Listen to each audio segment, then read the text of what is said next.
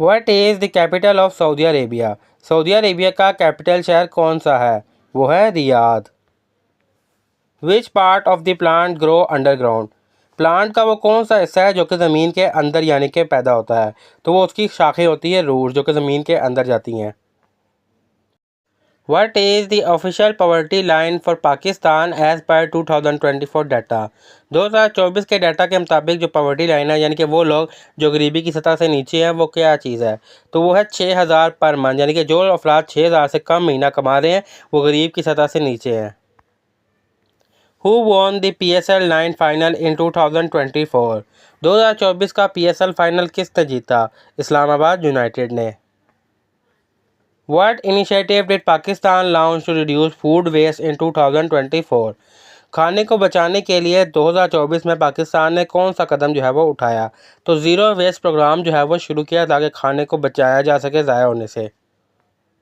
Which Pakistani scientist receive a UN science award in 2024?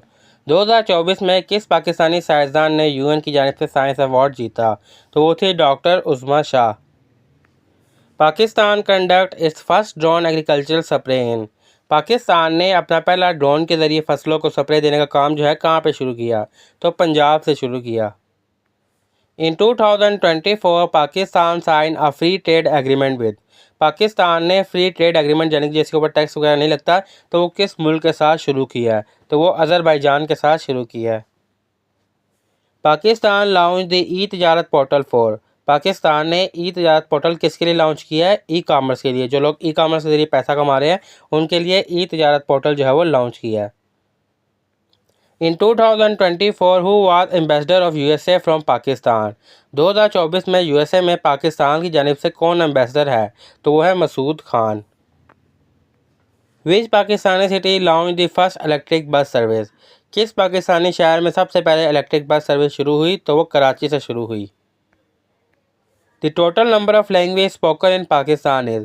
Pakistan में इस time कुल कितनी ज़ुबानें बोली जाती हैं? तो 70 के करीब ज़ुबानें जो है पाकिस्तान में बोली जाती है, पूरे पाकिस्तान में मुख्तलिफ शहरों में।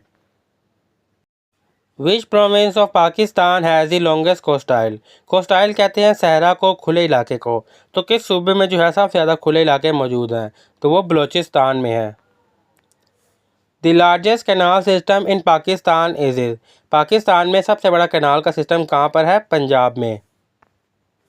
The current national anthem of Pakistan was adopted in? Pakistan का जो कौमी तराना है वो कब अपनाया गया? 1954 में, 1954 में। और किसने लिखा? हफीज़ जलंधरी ने। The first nuclear test by Pakistan was conducted in? Pakistan ने अपना पहला न्यूक्लियर हथियार का जो टेस्ट था वो कहाँ किया? 1998 में किया, 28 मई 1998, और चागी के मुकाम पर किया। The capital of Azad Jammu and Kashmir is? Azad Jammu और कश्मीर का कैपिटल क्या है? Muzaffarabad. The Pakistan India war of 1971 resulted in? जब पाकिस्तान इंडिया की जंग हुई थी 1971 की, उसका नतीजा क्या निकला था? उसका नतीजा ये निकला था कि पाकिस्तान का जो ईस्ट हिस्सा है वो सेपरेट हो गया और बांग्लादेश बन गया। The 18 amendment to the constitution of Pakistan was pass in? Pakistan की 98वीं तरमीम जो है वो कब पास हुई? 2010 में। Pakistan become a member of the United nation in? Pakistan जो है वो कब यूनाइटेड नेशन का मेंबर बना? 1948 में। Pick the correct sentence? इसमें से करेक्ट सेंटेंस कौन सा है? तो इसमें करेक्ट सेंटेंस है B, the dog runs fast. इसके लिए कि आपकी इंग्लिश थोड़ी बहुत स्ट्रॉन्ग होनी चाहिए, नाउन वर्ब का पता हो, तो आपने इसकी तैयारी कर लेनी है। इस तरीके से आगे इंग्लिश के भी काफ़ी क्वेश्चन आएंगे। What is the plural of crisis? Crisis का प्लूरल क्या होगा? क्राइसिस ही होगा, लेकिन जो सिंपल क्राइस होगा उसका IS होगा और जो प्लूरल फॉर्म होगी उसका ES होगा।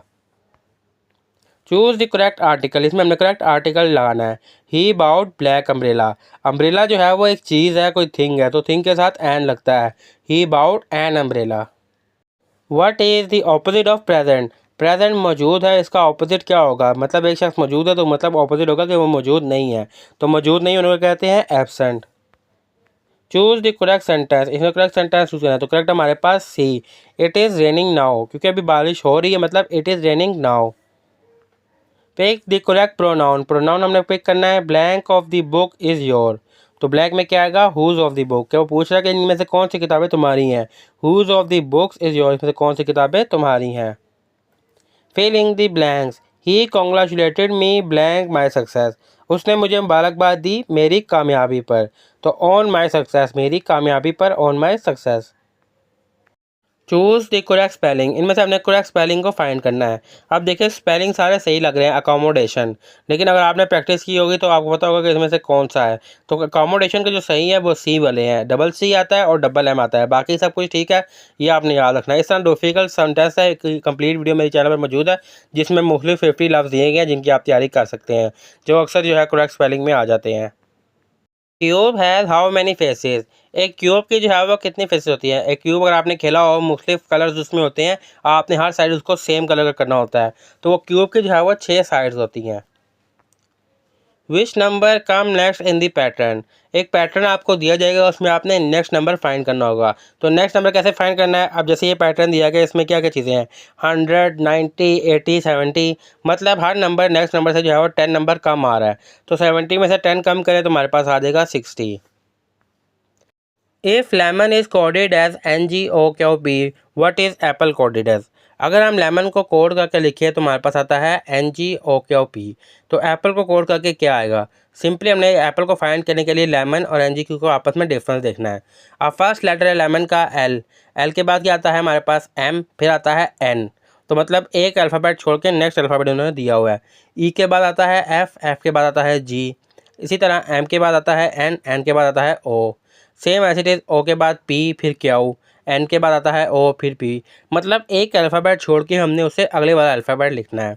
तो एप्पल के बाद देखा जाए, एप्पल के बाद ए के बाद आता है बी के बाद आएगा हमारे पास सी, पी के बाद आएगा क्यू के बाद आएगा हमारे पास आर, एल के बाद आएगा एम के बाद आएगा हमारे पास एन, ई के बाद आ गया एफ को छोड़ के आएगा जी। तो ये फर्स्ट वाला हमारे पास बन गया CRRNG। अब ये डिफरेंस जो है ये सिर्फ एक अल्फ़ाबेट को छोड़ के था, ये 2 अल्फ़ाबेट भी हो सकते हैं, 3 अल्फ़ाबेट्स भी हो सकते हैं, 4 अल्फ़ाबेट्स भी हो सकते हैं। तो जो आपको पहले दिया गया आपने उसको फाइंड करना है कि उसमें क्या डिफरेंस है। इसी तरीके से आपने नेक्स्ट जो आपको क्वेश्चन दिया, जैसे एप्पल दिया गया है, कुछ और भी दिया जाए, आप उसको आंसर कर सकते हैं। विच शेप हैज़ 5 साइड्स, किस शेप की जो है वो 5 साइड्स होती हैं। तो पेंटागन की जो है वो 5 साइड्स होती हैं। A triangle with one angle 90 degree is called, एक ट्राइंगल जिसका एक एंगल 90 डिग्री का उसको क्या कहेंगे, right angle. Which number is not even, इनमें से कौन सा नंबर जो है वो इवन नहीं है। तो 9 जो है वो इवन नहीं है, ऑड नंबर है। ऑड नंबर कौन से होते हैं, 1, 3, 5, 7, 9, और इवन क्या होते हैं, 2, 4, 6, 8, 10। What is the next letter, next letter क्या होगा। आप डिफरेंस देखा जाए क्या आ रहा है हमारे पास, B नहीं है, C आ गया, D नहीं है, E आ गया, F नहीं है, G आ गया, तो G के बाद H नहीं आएगा, I आ जाएगा, तो I हमारे पास आ गया correct answer. What is the smallest even number, even number में सबसे स्मॉलेस्ट क्या होता है, इवन नंबर शुरू होते हैं 0 से, 0, 2, 4, 6, तो 0 हमारे पास जो है वो इवन नंबर है। Which number is the square of 8, इनमें से कौन सा नंबर जो है वो 8 का स्क्वायर है। स्क्वायर क्या होता है, 8 × 8, तो 8 8 64।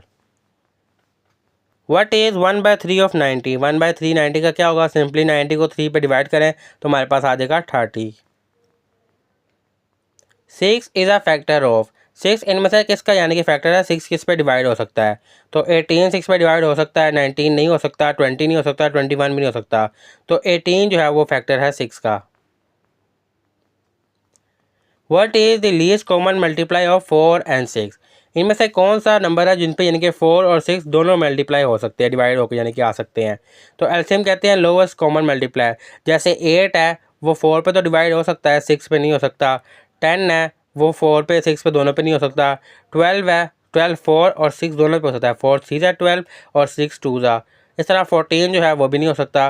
तो वो नंबर जिस पे 4 और 16 दोनों डिवाइड हो जाए तो वो हमारे पास आता है least common multiplier.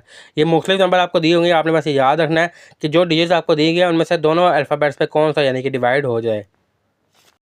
What is the value of 2 square bracket into cube, यानी कि 2 का पहले स्क्वायर निकालना है। 2 का स्क्वायर क्या होगा, 2 2 ज़ा 4, और 4 के बाद हमने 4 का क्यूब निकालना है। क्यूब मतलब 4 को यानी कि 3 टाइम मल्टीप्लाई करना है। तो 4 4 ज़ा 16, 16 4 ज़ा 64, इस तरीके से हमारे पास ये आंसर आ गया 64।